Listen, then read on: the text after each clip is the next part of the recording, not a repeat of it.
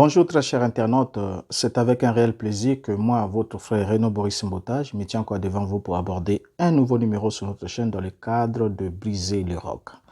Briser le roc aujourd'hui est axé sur le sujet, un sujet dispensationaliste, et nous allons effectivement parler de l'enlèvement des méchants. Pourquoi est-ce que nous devons parler de l'enlèvement des méchants? C'est juste pour s'interroger à la lumière des Écritures entre le juste et le méchant qui était censé être enlevé de la terre. Avant, bien sûr, de découvrir de quelle terre il s'agissait et comment est-ce que cela devrait se faire. Alors là déjà, je crois que ça nous interpelle déjà, et je crois que le sujet est très alléchant et nous allons voyager ensemble pour les quelques minutes. Et déjà, nous avons compris le sujet passé que en parlant de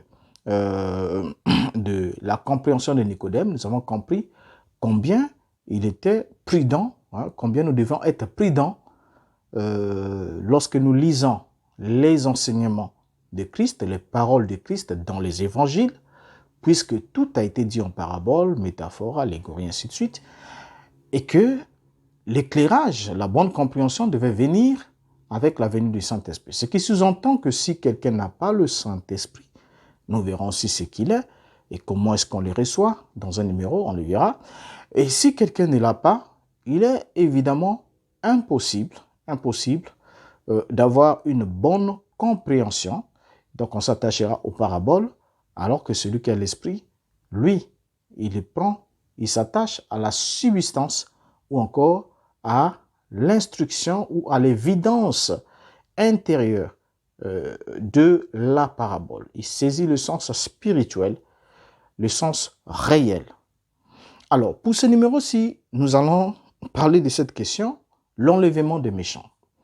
Bien, la doctrine dispensationaliste de l'enlèvement suggère que Dieu enlèverait les saints de la terre à la fin du monde, ensuite il brûlerait les méchants.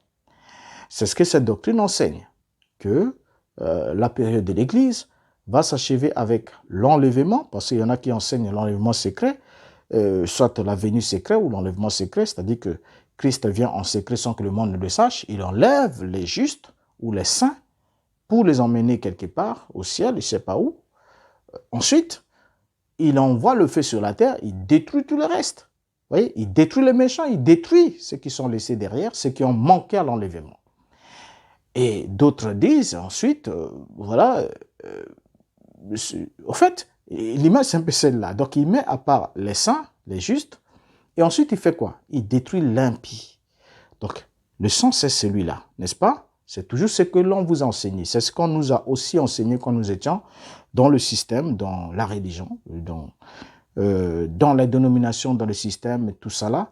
Nous avons entendu dire, et nous aussi, nous avons plus d'une fois prêché la même chose, qu'il y aura un enlèvement. Il y a un enlèvement qui arrive dans le futur, et cet enlèvement concerne uniquement les saints, et ensuite les saints vont partir de la terre, disparaître, être enlevés, retranchés de cette terre, et ensuite les méchants vont être brûlés. Alors, nous allons ensemble avec vous interroger la Bible, parce que j'aimerais pas que ce soit moi qui parle. Nous allons interroger la Bible pour voir si Dieu a promis de retrancher ou d'enlever les justes de la terre, ou ce sera plutôt le méchant qui est censé être enlevé ou retranché de la terre. C'est une bonne question, voyez?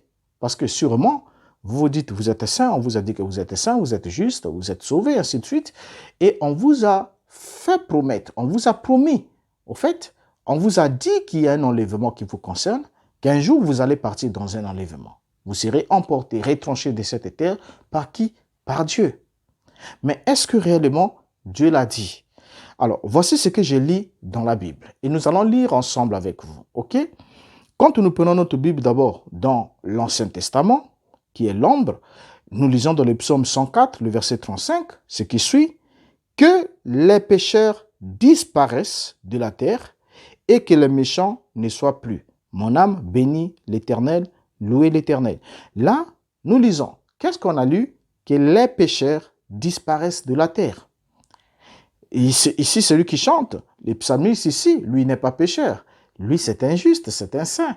Ok? C'est quelqu'un qui craint l'Éternel et qui observe ses commandements. Voyez? Mais il demande, il dit que le pécheur disparaisse de la terre. Lesquels doivent disparaître de la terre? Les pécheurs.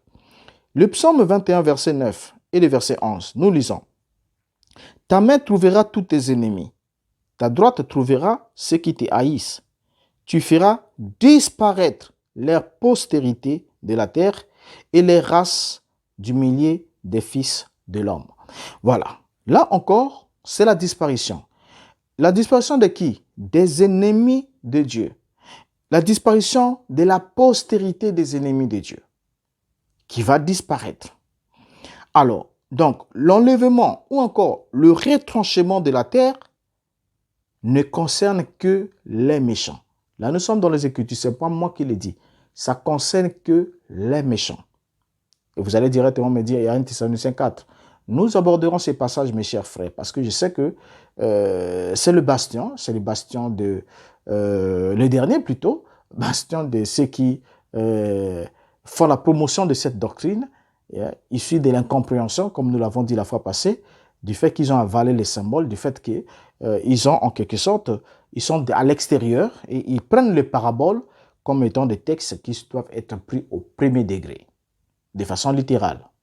Alors, dans le psaume 73, verset 19, nous lisons « Et quoi? En un instant, les voilà détruits, ils sont enlevés, anéantis par une faim soudaine. » Voilà, ils sont comment? Enlevés, anéantis par une faim soudaine. Le psaume 52, verset 7.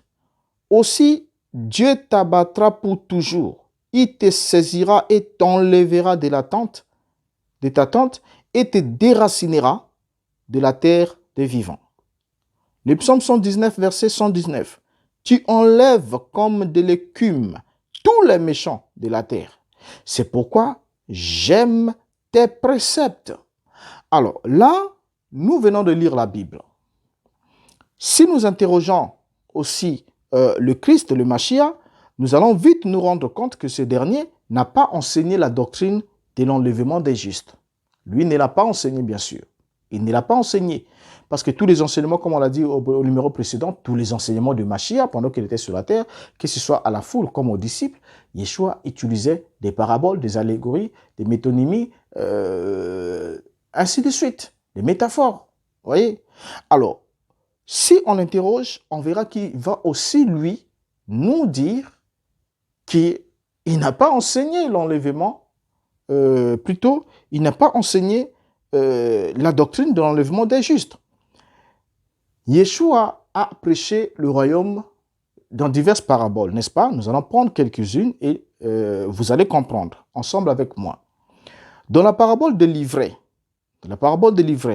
dans Matthieu chapitre 13, dans la parabole de l'ivraie, Yeshua enseigne que les méchants et les justes seraient récoltés en même temps à la fin des âges. C'est ce qu'il enseigne, en même temps.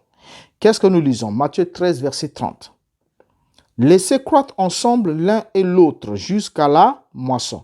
Et à l'époque de la moisson, je dirais aux moissonneurs, arrachez d'abord l'ivraie et liez-la en gerbe pour la brûler, mais amassez le bleu dans mon grenier. Donc déjà là, nous sommes dans la version seconde. Qu'est-ce qu'on lit? C'est à l'époque de la moisson que le Christ va dire aux moissonneurs, arrachez d'abord. Donc arrachez en premier lieu, arrachez premièrement, enlevez d'abord. Voyez, l'ivraie. Donc l'enlèvement concernait l'ivraie, ici. Donc dans la Bible, le sémer, nous lisons le même passage de verset 30 de Matthieu 13, en ces mots, qui nous a rendu en ces mots, laissez pousser les deux ensemble jusqu'à la moisson. À ce moment-là, je dirais aux moissonneurs, enlevez d'abord la mauvaise herbe et liez-la en botte pour la brûler. Ensuite, vous couperez le bleu et vous le rentrerez dans mon grenier. Voilà. Donc, alors, quand on prend Matthieu chapitre 13, verset 38, le Mashiach explique dans le verset 38 jusqu'au verset 41. Le champ, c'est le monde.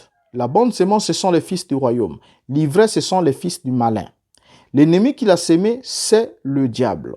La moisson, c'est la fin du monde. Les moissonneurs, ce sont les anges. Or, comme on arrache l'ivraie et qu'on la jette au feu, il en sera de même à la fin du monde. Versets 41 à 42.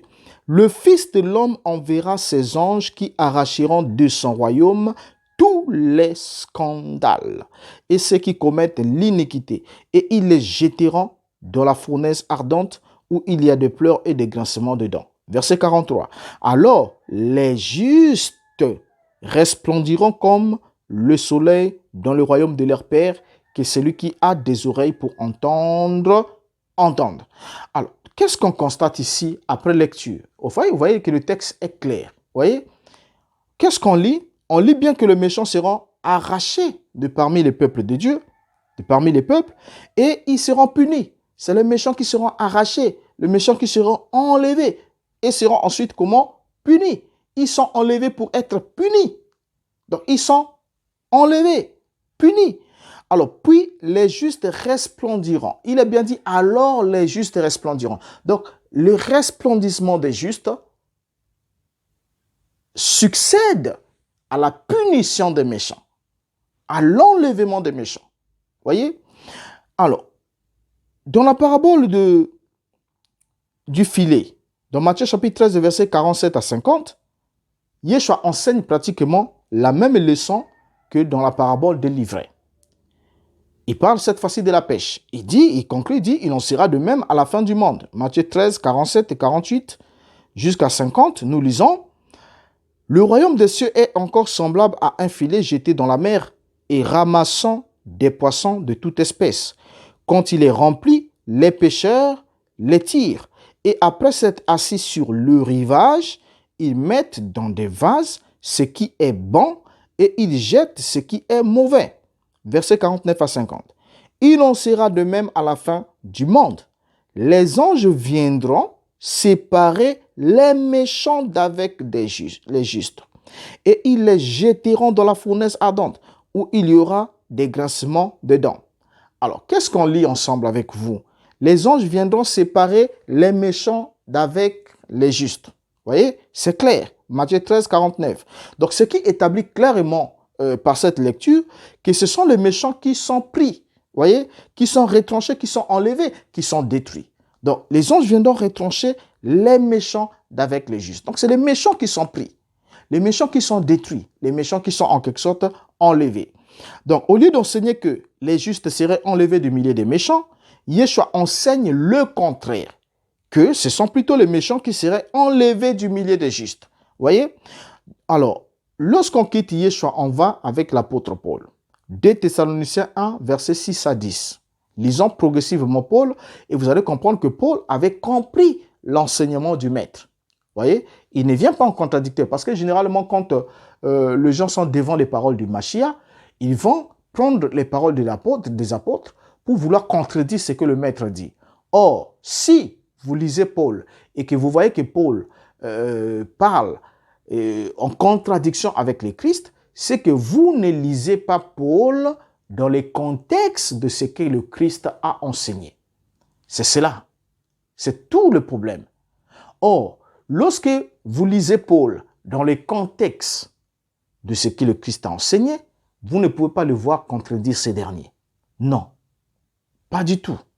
Alors, évoluons. 2 Thessaloniciens, chapitre 1er, le verset 6 à 10. Paul, lui aussi, enseigne la même vérité qu'on a trouvée dans les paraboles de Yeshua, c'est-à-dire que les méchants seront punis à la venue du Christ. Ok? Qu'est-ce qu'il dit aux Thessaloniciens pour les fortifier alors qu'ils traversaient une tribulation? Ils étaient affligés par l'ennemi, par le méchant, ainsi de suite. Qu'est-ce qu'il dit? 2 Thessaloniciens 1, verset 6 à 8. Lisons. Car il est de la justice de Dieu de rendre l'affliction à ceux qui vous affligent et de vous donner à vous qui êtes affligés du repos avec nous lorsque le Seigneur Jésus apparaîtra du ciel avec les anges de sa puissance au milieu d'une flamme de feu. pour punir ceux qui ne connaissent pas Dieu et ceux qui n'obéissent pas à l'évangile de notre Seigneur Jésus. Versets 9 à 10. Ils auront pour châtiment une ruine éternelle, loin de la face du Seigneur et de la gloire de sa force, lorsqu'il viendra pour être en ces jours-là glorifié dans ses saints et admiré dans tous ceux qui auront cru, car notre témoignage auprès de vous a été cru. Alors, qu'est-ce qu'on constate après lecture? On constate que au verset 8, le passage de Paul dit que Jésus, le Christ, punira ceux qui ne connaissent pas Dieu et qui n'obéissent pas à l'évangile de notre Seigneur. Alors, en regardant minutieusement ce texte, vous allez voir que l'ordre des événements n'est pas celui qui vous est enseigné. Paul ne dit pas ce que l'on vous a dit ou ce que vous vous enseignez sur cette question. Alors, Paul s'adresse d'abord aux Thessaloniciens. Ils sont d'abord les bénéficiaires ou encore l'auditoire direct. Donc, on ne peut pas faire l'extension de ces textes qui concernaient d'abord les Thessaloniciens par rapport aux situations qu'ils étaient en train de traverser pour le projeter au XXIe siècle et dire que voilà, ces textes nous concernent nous, c'est nous qui sommes affligés. Voilà, Dieu viendra et il rendra l'affliction à ceux qui nous affligent, alors que pour autant qu'on sache, nous ne subissons pas les mêmes situations que ceux de Excusez-moi. Nous ne subissons pas la même affliction que ceux de Thessalonique. Alors, lorsqu'on lit ici au verset 6 jusqu'au verset 8, la Bible est claire, hein, n'est-ce pas? La Bible dit, car il est de la justice de Dieu de rendre l'affliction à ceux qui vous affligent et de vous donner à vous qui êtes affligés du repos. Donc, vous voyez que la première des choses que Dieu fait, il fait quoi? Il est de sa justice de faire quoi? De rendre l'affliction. Parce que vous ne pouvez pas réhabiliter quelqu'un dans ses droits, le faire jouir de ses droits, c'est-à-dire qu'on est dans le cadre d'un Dieu juste, un Dieu de justice. La justice ne peut pas, en quelque sorte, permettre à celui qui est affligé d'entrer dans le repos, dans la félicité, de profiter de cela aussi longtemps que le coupable, lui, le méchant, n'est pas puni. La première des choses, quand on va même au niveau de la justice naturelle ou humaine, nous allons voir que quand quelqu'un est affligé et qu'il se rend au niveau du procès, il veut que la loi soit dite à son sujet. Et ce qui va soulager la personne affligée, c'est de voir la justice exercer un jugement, une vengeance, vous voyez, rétributive auprès de celui qui l'est affligé. C'est ça qui le fait entrer dans le repos. Donc, le repos de celui qui est affligé, c'est de voir son ennemi ou celui qui l'affligeait recevoir une punition qui mérite ses actes à son endroit. Donc, ici, Paul est clair. Il dit bien, car il est de la justice de Dieu de rendre l'affliction à ceux qui vous affligent et de vous donner à vous qui êtes affligés du repos avec nous. Donc, c'est clair. Première action de Dieu, il rend d'abord l'affliction à ceux qui affligent les Thessaloniciens. Ensuite, conjonction de coordination, et de vous donner du repos. Donc, le repos n'est pas donné aux Thessaloniciens aussi longtemps que ceux qui les affligent n'ont pas subi la justice punitive. Et il est bien dit que le Seigneur, lorsque le Seigneur Jésus apparaîtra du ciel avec les anges de sa puissance au milieu d'une flamme de feu, pour ici traduire le but pour lequel il apparaît, le but pour lequel, là nous sommes encore dans, voilà, nous sommes dans une métaphore, n'est-ce pas? Donc, si quelqu'un attend voir ici le Fils de l'homme apparaître dans sa seconde venue, et quelque part dans un nuage, et ici maintenant dans une flamme de feu, et du coup, on ne comprend pas que lorsqu'on parle du nuage, lorsqu'on parle, c'est une métaphore de jugement, tout comme le feu, c'est une métaphore de jugement, puisque la Bible dit que Jéhovah juge par le feu. Donc, c'est une métaphore de jugement. Mais quand il apparaît, la Bible dit pour punir, pour traduire le but pour lequel il apparaît. Donc, quand il apparaît ainsi, il n'est pas dit pour enlever les saints, les justes de la terre. Non, pour faire quoi? Pour punir ceux qui ne connaissent pas Dieu et ceux qui n'obéissent pas à l'évangile de notre Seigneur Jésus. Voyez? Alors, donc, le verset 9 par la suite nous dit que ceux qui n'obéissent pas à l'évangile auront quoi? Injustes, ils auront le châtiment, comme châtiment, la ruine éternelle. Alors, retournons maintenant avec le Mashiach, puisque nous avons pris les paraboles, nous allons retourner avec lui, tout en gardant dans notre esprit, selon Jean, chapitre 16, verset 25, que jusqu'à la crucifixion et jusqu'à la venue du Saint-Esprit, Yeshua enseignait le parabole aux disciples comme à la foule. Mais la différence, c'est moi avec les disciples, il leur expliquait les paraboles en aparté. Mais il enseignait toujours en parabole. Dans Luc chapitre 17, le verset 26 à 30, nous lisons « Ce qui arriva du temps de Noé arrivera de même au jour du Fils de l'homme. Les hommes mangeaient, buvaient, se mariaient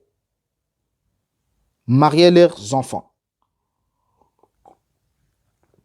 Jusqu'au jour où Noé entra dans l'arche, le déluge vint et les fit tous périr. » Excusez-moi. Verset 28 à 29. Ce qui arriva du temps de Lot arrivera pareillement. Les hommes mangeaient, buvaient, achetaient, vendaient, plantaient, bâtissaient. Mais le jour où Lot sortit de Sodome, une pluie de feu et de soufre tomba du ciel et les fit tous périr. Il en sera de même le jour où le Fils de l'homme paraîtra. Alors, certains ont mal compris les Écritures qui évoquent la répétition ou la similitude entre le déluge, l'incinération de Sodome et ce qui devrait arriver aux impies du premier siècle. Je suis précis, aux impies du premier siècle. Nous sommes précis. L'illustration avec le cas de Lot concernant Sodome, c'était au sujet d'une ville. L'illustration avec Noé et avec le déluge, c'est toujours le jugement concernant un territoire. Alors, je sais que ça va ouvrir un débat, mais nous reviendrons pour apporter encore d'évidence et beaucoup d'éléments qui nous permettront de comprendre, de cerner ce que le Mashiach est en train de dire ici. Lisons le contexte mathéen au sujet de l'avènement du Fils de l'homme, dans ce qui est rapporté ici. Dans Matthieu, nous lisons Matthieu 24, versets 37 et jusqu'à 39, il est dit ceci qui suit. Le même texte qu'on vient de lire chez Luc. Ce qui arriva du temps de Noé arrivera de même à l'avènement du Fils de l'homme. Car dans les jours qui précédèrent le déluge, les hommes mangeaient et buvaient, se mariaient et mariaient leurs enfants, jusqu'au jour où Noé entra dans l'arche, et ils ne se doutèrent de rien, jusqu'à ce que le déluge vint et les emporta tous. Il en sera de même à l'avènement du Fils de l'homme. Qu'est-ce que nous soulignons? Les emporta tous. Le déluge les emporta tous. Qu'est-ce qu'il devrait y avoir à l'avènement du Fils de l'homme? Il devrait y avoir aussi une tragédie collective qui devrait emporter tous ceux qui ne seront pas mis en sécurité par l'avertissement divin. Voyez, Noé, lui, il a été divinement averti et il s'est mis dans le lieu de sécurité. Il s'est éloigné du jugement, du périmètre du jugement. Et il s'est mis dans le lieu de sécurité qui était l'arche, conçu selon l'instruction divine. Alors donc, à partir de ce moment-là, on comprend que la tragédie collective qui devait s'abattre aux impies du premier siècle, qui étaient notamment les Juifs, voyez, devrait enlever ou emporter tous ceux qui n'avaient pas reçu l'avertissement, comme le cas de Noé. Alors, le Mashiach continue dans Matthieu 24, versets 40 à 41 en disant « Alors, des deux hommes qui seront dans un champ, l'un sera pris et l'autre laissé. Des deux femmes qui mourront à la meule, l'une sera prise et l'autre laissée. » On doit rappeler que ces passages ne parlent pas d'un enlèvement secret des chrétiens. Ils ne parlent pas du tout de ça. Mais de la venue du Mashiach quand il fera partir les incroyants de la terre promise, de la terre d'Israël. Voilà, quand il vient pour emporter, pour enlever, pour retrancher, pour faire partir les incroyants. C'est ce que ce passage dit. Alors, non seulement on vous a fait attendre le mauvais train, mais on vous a aussi fait attendre un train qui est déjà passé depuis le 1er siècle. Vous voyez, de sorte que vous perdez doublement votre temps. Donc ici, avec les Écritures, on comprend que c'est le méchant qui doit être retranché. Alors, si l'on vous a toujours dit que le Christ viendra vous prendre et ensuite laisser les impies sur la terre, alors Yeshua lui-même explique tout le contraire. Il explique tout le contraire. C'est totalement le contraire. Voyez? Donc, il y a un peuple bien précis, il y a un contexte bien précis, il y a un timing bien précis, il y a un territoire précis concernant les paroles que le Mashiach a dit ici. Que malheureusement, les prédicateurs, par sûrement manque d'inspiration ou d'enseignement, ou qui n'ont pas saisi, ont voulu faire l'extension à la planète Terre tout entière. Alors que la promesse était locale. C'est au peuple qui avait reçu la Torah, qui avait reçu les oracles, à qui le Mashiach a été envoyé et qui ont traité les prophètes comme ils l'ont fait, selon la parabole de vignerons, homicides et autres. C'est à ce peuple-là que devaient venir ces jugements. Voyez? Et c'est exactement ce qui est arrivé. Alors, au jour de Noé, le jugement est venu subitement et il a emporté les pécheurs. Au jour de Noé, le jugement est venu. Il a emporté qui? Les pécheurs. Noé et sa famille ont été laissés en arrière pour hériter la terre, n'est-ce pas? Vous êtes d'accord avec moi? Alors, ce sont les impies qui allaient être emportés, alors que les saints comme Noé allaient être protégés sous les ailes de la mère poule, notamment sous les bras de Yeshua, en ce qui concernait les disciples ou ceux du 1er siècle. C'est effectivement les justes qui devraient être laissés en arrière pour gouverner. Voyez? Alors, c'est exactement la même chose que Yeshua avait enseigné à ses disciples dans la parabole du bleu et de l'ivraie dans Matthieu chapitre 13, comme on vient de le lire un peu plus haut. En s'y référant au temps de Noé et à celui de Lot, Yeshua évoque la pratique normale des activités humaines jusqu'à ce que Noé entre dans l'arche et la destruction vint par le déluge. Et quand Lot à son tour sort de Sodome, il n'est plus de feu et de soufre, vint du ciel et les fit tous périr. Donc vous comprenez ensemble avec moi que c'est le méchant qui est emporté.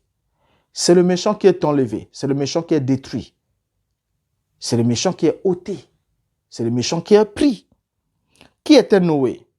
2 Pierre chapitre 2, le verset 5 jusqu'au verset 8 nous dit: s'il n'a pas épargné l'ancien monde, mais qu'il a sauvé Noé, lui, 8e, ce prédicateur de la justice, lorsqu'il fit venir le déluge sur le monde impie, s'il a condamné à la destruction et réduit en cendres les villes de Sodome et de Gomorrhe, les donnant comme exemple aux impies à venir, et s'il a délivré le juste Lot, profondément attristé de la conduite de ces hommes sans frein dans leur dissolution, car c'est juste qui habitait au milieu d'eux, tourmentait journalièrement son âme juste à cause de ce qu'il voyait et entendait de leurs œuvres criminelles.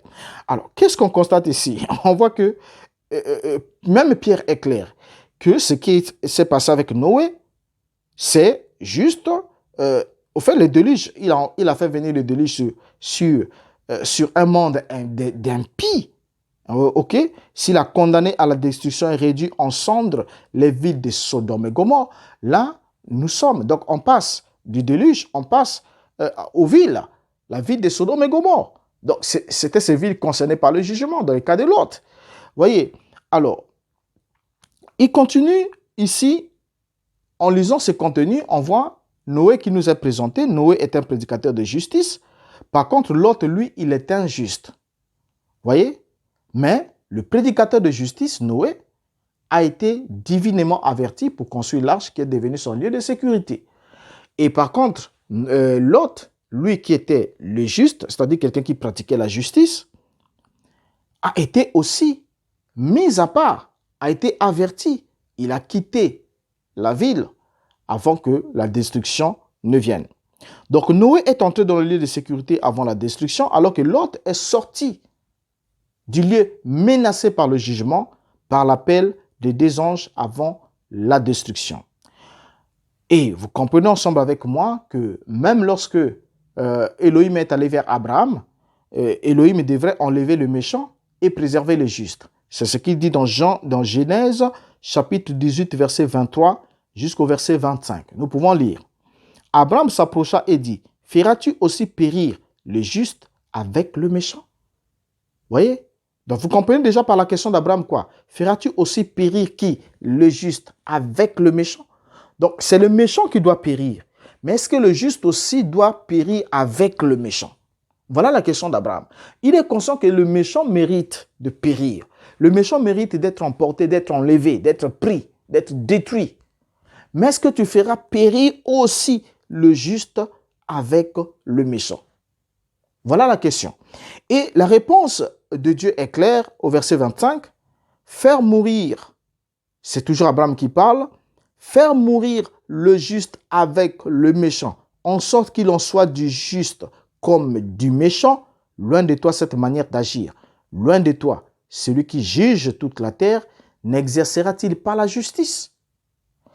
Alors, donc déjà là, le juste pratique la justice. Dans Deutéronome chapitre 6, le verset 24, jusqu'au verset 25, il est dit, l'Éternel nous a recommandé, nous a commandé de mettre en pratique toutes ces lois et de craindre l'Éternel, notre Dieu, afin que nous fussions toujours heureux et qu'il nous conservât la vie comme il le fait aujourd'hui. Verset 25. Nous aurons la justice en partage si nous mettons soigneusement en pratique tous ces commandements devant l'Éternel notre Dieu, comme il nous l'a ordonné. Et quand on va avec Jean, l'apôtre, 1 Jean chapitre le verset 7, il écrit, « Petits enfants, que personne ne vous séduise, celui qui pratique la justice est juste, comme lui-même est juste. » Donc déjà là, on saisit ensemble. Lorsque le Mashiach prend par illustration Noé, prédicateur de la justice, il prend Lot, le juste, c'est-à-dire celui qui pratique la justice. Nous sommes là dans un cas bien précis. Nous sommes là dans un milieu bien précis, dans une circonstance précise. Le contexte est précisé. Alors du coup, lorsqu'on vous enseigne qu'un jour, il y aura un enlèvement sur la terre, des saints, des justes, qui vont être pris de la terre pour être emmenés quelque part, au ciel ou je ne sais pas où, cela va à l'encontre. C'est tout le contraire de ce que le Mashiach a enseigné. Et en plus de ça, ce que le Mashiach a enseigné sur cette question concernait un peuple, concernait un territoire, concernait une génération. Et n'avait rien à voir avec ceux du 21e siècle. Non, ça ne devait pas s'étaler au-delà du 21e siècle. Ça concernait une ville, c'est Jérusalem. Ça n'avait rien à voir avec le reste des villes. Voilà pourquoi le Mashiach est clair. Il dit aux disciples, priez pour que votre fuite n'arrive pas le jour de sabbat, n'arrive pas en hiver. Voyez, fouillez sur les montagnes. Et c'est clair que nous sommes dans un contexte territorial. C'est bien défini, bien délimité. La chronologie et tout le reste. Mais lorsque on s'amuse à prendre ces écritures qui étaient des promesses de jugement local pour en faire des promesses de jugement planétaire, du coup, on vous égare. Et lorsque on vous enseigne ces faussetés, on commence à s'aimer ce qu'on appelle la peur au-dedans de vous. Et du coup, ça devient une occasion pour les malfrats de vous spolier, de vous escroquer, de vous berner de toutes sortes d'illusions à cause de certaines prestigitations et autres. C'est juste parce que on abuse de votre intelligence, juste parce que vous n'avez pas compris. Vous ne comprenez pas. Quand la parole tombe sur un cœur qui a écouté, qui n'a pas compris, qui n'a pas la clé de la compréhension, du coup, vous êtes manipulable. Vous êtes malmené. Vous êtes traîné des idées-là. Pourquoi? Parce que vous prenez les paroles du Mashiach qui sont données pour un jugement régional et vous voulez en faire un jugement planétaire. C'est donné pour le jugement d'un peuple qui était au 1er siècle, d'une génération qui devait voir la fin de l'ère juive du temple avec son sacerdoce. Et vous voulez l'étaler jusqu'à nos jours, au 21e siècle. Et du coup, on produit des monstres bizarres.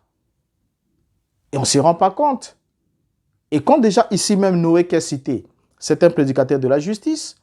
Or, la justice, on a la justice, on partage. Lorsque nous faisons tout selon ce qui était prescrit dans la loi, et quand vous prenez la loi, combien même observe les 10 commandements. Et quand je parle d'observer les 10 commandements, je ne parle pas des commandements, des commandements négatifs, c'est-à-dire les interdictions divines. Quand il dit tu ne tueras pas, tu ne mentiras, tu ne diras point de faux témoignages, tu ne feras pas ceci, tu ne feras pas cela. Non, il ne s'agit pas de ça. Parce que vous allez voir que dans les 10 commandements, les 4 premiers commandements sont des commandements positifs. Au fait, négatifs plutôt, concernant la relation de l'homme avec le divin. Je suis Jéhovah ton Elohim qui t'a fait sortir des pays d'Égypte, de la servitude. Tu n'auras pas d'autre Elohim devant ma face. Voilà, ça c'est le tout premier. Mais posez la question à quelqu'un qui est son Dieu, vous entendrez tout. Le deuxième, tu n'auras pas d'image taillée, ni de représentation quelconque des choses qui sont dans le ciel, sur la terre et sous la terre. Et tu ne te prosterneras point devant elles. Mais regardez juste autour de vous. On vous a mis des images, des statuettes, des trucs comme ça. Et les images ne sont pas que visuelles. L'image peut aussi être mentale. Donc on peut vous dresser une image mentale. Et vous faites une image taillée. C'est-à-dire que vous en donnez les dimensions d'une image. Et vous commencez à adorer. Vous prosternez devant cette image. Et du coup, vous n'êtes ni prédicateur de la justice, ni pratiquant la justice. Donc, comme Noé et Lot. Vous voyez, le Christ prend ces 2 exemples. Et vous allez vous rendre compte avec moi, si on progresse plus loin. Vous verrez que le 3e commandement, tu ne prendras point le nom de Jéhovah ton Elohim en vain, parce qu'il ne laisse pas impuni celui qui prend son nom en vain. Mais quand on arrive au 4e commandement, souviens-toi du jour de Shabbat pour le sanctifier. Et là, du coup, ça crée un débat. Non, on ne peut pas observer le Shabbat. Ce n'est pas possible. Mais alors que c'est le seul commandement, le premier commandement qui met l'homme dans l'action pour Dieu. Parce que tu n'auras pas ceci, tu n'auras pas cela, tu ne feras pas ceci, tu ne feras pas cela. Ça, l'homme est inactif. L'homme n'agit pas. On m'a dit, tu n'auras pas un autre Dieu devant ma face. Jusqu'alors, je n'agis pas. Je n'ai pas un autre Dieu, je suis là. Tu ne feras pas d'image. Je ne fais pas d'image, je suis là, je n'agis pas. Tu ne prendras pas le nom en vain. Je suis là.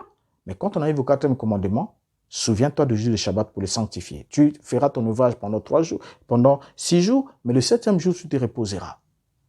Et là, ça devient un problème. Et du coup, au niveau de l'Église, aujourd'hui, les gens disent, non frère, ce commandement-là n'est plus possible parce que le Shabbat a été remplacé par le dimanche, mais les autres commandements tiennent. Hein? Donc, tu ne commettras pas adultère, tu ne feras pas ceci, cela, tu ne tueras pas. Tout ça, là, c'est bon. Mais quand on arrive seulement au Shabbat, où on doit se souvenir que Dieu est le Créateur, cela doit être mis à côté. Alors là, ça pose tout un problème. Alors, quand vous entrez, vous avancez avec moi, vous allez voir que quand on arrive dans le livre d'Apocalypse, le dragon, le diable, le shaitan, l'adversaire, faisait la guerre à ceux qui gardaient les commandements de Dieu et qui avaient le témoignage de Yeshua. Donc c'est ça tout son problème. Or, Noé, tout comme Lot, sont présentés l'un comme étant un prédicateur de la justice et l'autre comme étant le juste. Donc quelqu'un qui pratiquait la justice. Voyez? Alors, maintenant vous, aujourd'hui, vous dites non, ces écritures-là vous concernent au 21e siècle. Mais le Shabbat n'est pas une ordonnance pour vous. Parce que le Christ dit, priez pour que votre fuite n'arrive pas le jour du Shabbat. Donc quand cet événement-là va s'accomplir, il y aura la fuite, il faut fuir. Mais il faut que la fuite n'arrive pas le jour du Shabbat. Mais vous allez fuir pour aller où? Vous allez fuir quoi? Vous allez fuir sortir de quoi? Vous voyez? Donc vous comprenez que le contexte est bien précis. Pourquoi ça n'est pas le jour du Shabbat? Parce que le jour du Shabbat, les portes de Jérusalem étaient fermées. Il n'y avait pas de sortie possible. Donc si le moment de la fuite arrivait le jour du Shabbat, alors que les portes sont fermées, c'est fini. On est à l'intérieur, bloqué. On ne peut pas sortir. Et priez que ça n'arrive pas pendant l'hiver. Pendant l'hiver, nous, on a par exemple en Afrique centrale, on n'a pas l'hiver. Ce n'est pas notre saison. Mais là-bas, pendant l'hiver, c'est des mètres et des mètres de neige. Et pendant l'hiver, il est absolument impossible, puisque le salut, c'était d'arriver, d'atteindre les montagnes pour aller, c'était l'habitude pour ces peuples-là galiléens de se sauver, pour se mettre en sécurité, il fallait gravir des montagnes. Mais pendant l'hiver, c'est pratiquement une opération impossible. Et malheur aux femmes qui seraient enceintes. Pourquoi malheur aux femmes qui seraient enceintes? Parce que, étant enceinte, elle ne peut pas gravir les montagnes. Mais quand vous prenez ces versets, ces paroles, qui devraient s'accomplir dans un temps précis, dans un territoire précis, et vous voulez en faire une instruction d'ordre général, c'est à ce moment-là que vous démontrez, comme on l'a dit au numéro précédent, que vous êtes à l'extérieur du royaume parce que vous vous attachez aux paraboles. Non seulement vous attachez aux paraboles pour attendre leur accomplissement littéral, mais en plus de ça, vous démontrez que vous n'avez rien compris. Et comme vous n'avez rien compris, il est absolument impossible de croître de connaissance en connaissance, de gloire en gloire, jusqu'à ce que vous portez les fruits qui soient dignes d'être mentionnés pour les maîtres.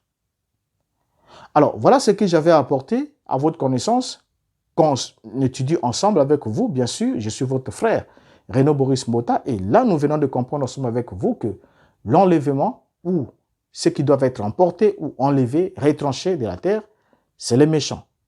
Non seulement que nous avons compris que c'est les méchants qui devraient l'être, mais en plus, cet événement, illustré par les Écritures que nous avons lues, fait déjà partie de l'histoire depuis les premiers siècles. Complètement partie de l'histoire. Vous voyez? Alors, donc, du coup, lorsque on ne comprend pas, ou on n'a pas l'esprit pour nous guider dans toute la vérité, parce que le guide est celui qui vous accompagne et qui vous montre le chemin. Mais quand on n'a pas l'esprit pour nous guider et nous montrer le chemin, pour qu'on sache exactement où nous sommes, alors c'est là qu'est tous les problèmes. Ou l'Église, l'enseignement, le christianisme en quelque sorte, devient comme un mouvement qui a perdu ses repères, comme un bateau sans gouvernail qui est prêt à échouer sur les plages de la déception et du découragement. Juste pourquoi? À cause de la lecture littérale, à cause du fait qu'on prend les textes qui devaient s'accomplir et qui se sont accomplis au premier siècle, comme si ces textes ont été écrits hier. Quand on lit, et c'est là dans le futur, dans nos Bibles, c'est mentionné dans le futur, on pense qu'il s'agit de notre futur à nous, alors que il s'agissait du futur des contemporains, de ceux qui vivaient. Parce que les écrits bibliques sont destinés aux contemporains des auteurs de la Bible, surtout ceux du Nouveau Testament, parce que c'était le temps de l'urgence. Alors, je vous prends congé pour ce numéro. Vos suggestions seront les bienvenues. Nous attendons vos commentaires. Nous attendons aussi votre soutien en prière, financièrement, logistiquement, pour qu'on aille plus loin ensemble, pour développer les structures et tout de cette chaîne et tout, parce que nous avons beaucoup de choses à apprendre et à partager ensemble avec vous. Laissez-nous vos points de vue en commentaire. Nous allons y tenir compte. Et s'il faut répondre en commentaire par un commentaire, nous le ferons. Et s'il faut préparer une vidéo qui peut répondre aux problématiques posées, nous le ferons afin qu'ensemble nous puissions avancer et que nous puissions réellement atteindre l'objectif. L'objectif fixé par le Seigneur, celui de la compréhension. Comprendre, entendre et comprendre pour porter des fruits. Alors, je vous dis au revoir. Mon numéro est là affiché. Vous pouvez me joindre, c'est un numéro WhatsApp. Je serai content de vous lire, content aussi d'avoir votre point de vue, mais surtout les commentaires pour les vidéos, vous pouvez les laisser sous la vidéo. Ça pourra profiter à tout le monde parce que vous pouvez soulever une question que quelqu'un d'autre avait suivie aussi, mais n'avait peut-être pas remarqué. Et lorsque nous allons en discuter ou nous allons apporter l'éclairage, ça peut toutefois nous permettre encore d'avancer. C'est ça vraiment l'objectif. Alors, je vous dis au revoir et merci d'avoir été patient avec moi. Que le Seigneur vous bénisse. À la prochaine. Merci.